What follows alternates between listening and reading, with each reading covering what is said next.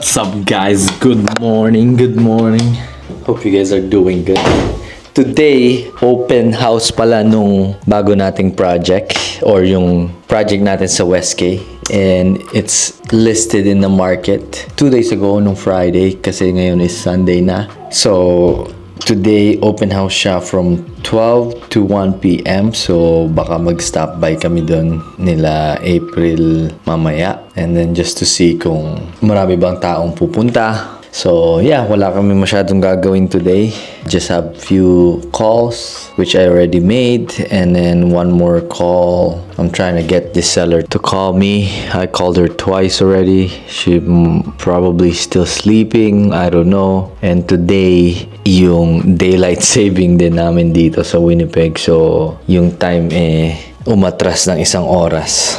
So, kahapon pala, may kausap akong nagtatry din mag-flip or gawin yung ginagawa ko, mag-flip ng bahay. And actually, Pilipino din sila. Matagal na din namin silang kakilala. And meron silang project recently. Nabenta na siya pero na-failed sa inspection dahil finish nila yung basement pero dun sa city assessment hindi pa siya finish. So nakita nung inspector and the inspector told them na kailangan nilang kuhanan ng permit yung project nila. Supposedly sold na yung bahay pero nga na-failed sa inspection. So one of the things na hindi mo kontrolado sa real estate is yung mga ganung bagay na pag hindi mo ginawa yung due diligence mo and wala kang knowledge about doon, that could cost you the deal.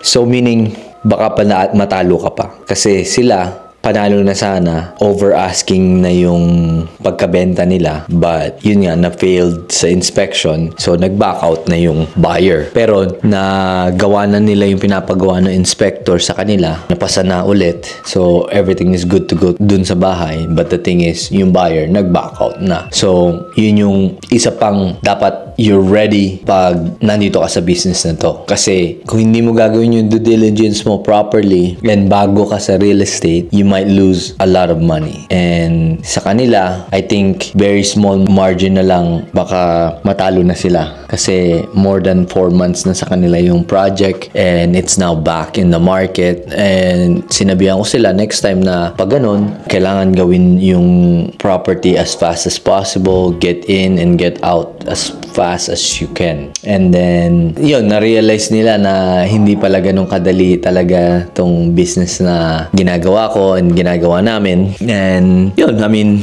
it's a learning curve. And also what they did was they over-renovated yung bahay. They over-renovated yung bahay para dun sa area na yun. So meaning, yung area is a so-so area pero yung finishing nila is like for greater area niya. So for example, yung property nila nasa north end pero yung finishing nila nandun sa mga Charleswood area, which is yung mga premium location dito sa Winnipeg katulad ng River Heights, West Kildonan, East Kildonan. Doon dapat alam mo din kung magkano yung i-spend mo dun sa bahay na binili mo dahil dun sa area. Hindi ka dapat mag-over-renovated just because you wanna make money, right? So you have to be diligent din dun sa mga renovation na gagawin mo dun sa property binili mo. I hope that makes sense. Kasi hindi ka pwedeng mag-over-renovated sa north end and then put yung pinaka-luxury finishes dun sa area na yun kasi you might not get the return. It might not come back 2 times or 3 times, right? It might just come back what you paid for. I'll give you guys example. Sa River Heights, right? Yung mga bahay dun sa River Heights, they're very expensive kasi due to the location. So, anything na ibenta mo sa River Heights, as long as it's in great condition, great finishes, it will sell, right? So, for example, a $400,000 property in River Heights, pag yung finishing ng bahay is luxury, you have a good chance that yung resale value ng bahay is tumaas. So, if you have a project in the north end and then you put some luxury finishes, which yung north end is not really a desirable area dito sa Winnipeg, you might not get 2 times the return na hinahangad mo, right? Kunyari, bumili ka ng bahay sa north end ng $200,000 and then you're hoping hoping pag naglagay ka ng luxury finishes, you're hoping to sell that for $400,000.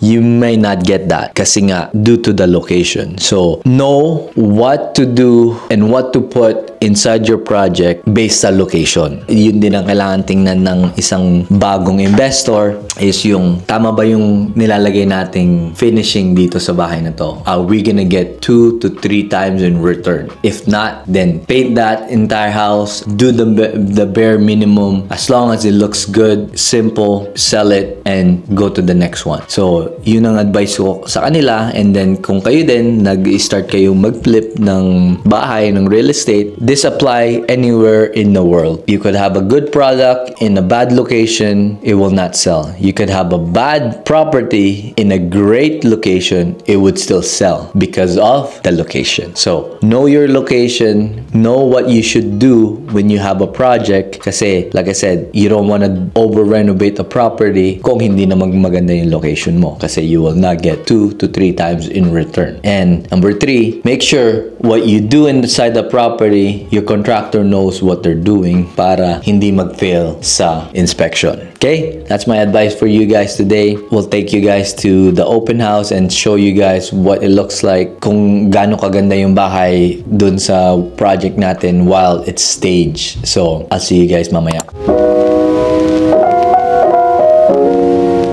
Hey guys, dito na kami. Kami lang tatlo ni Kuya Ellis, Kuya Elijah. Pupunta ngayon dito sa Project West K natin kasi si Emil and Mama is nakatulog. So, meron kami nakita when we drove by. May mga tao sa loob. So, let's go.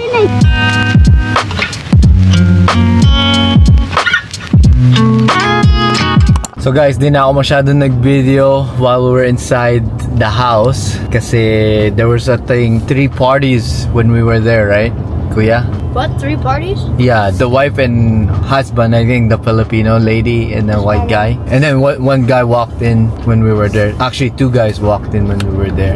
So yeah, we were getting traffic there today, which is good, sabi nung agent. And sinabi ko sa agent na I'm actually one of the owner or the owner of this property. She's like, oh really? So I asked her what was the feedback from the visitors, the one that looked at the house. They said it's cute, which is good, and they like the house, so that's a good feedback. We're hoping to get offers on Thursday, so let's go. Kuya Elijah, we listed the property for $349. What do you think? Your guess we're gonna get? Yeah, but 360. 360? What about you, Kuya Ellis? 362.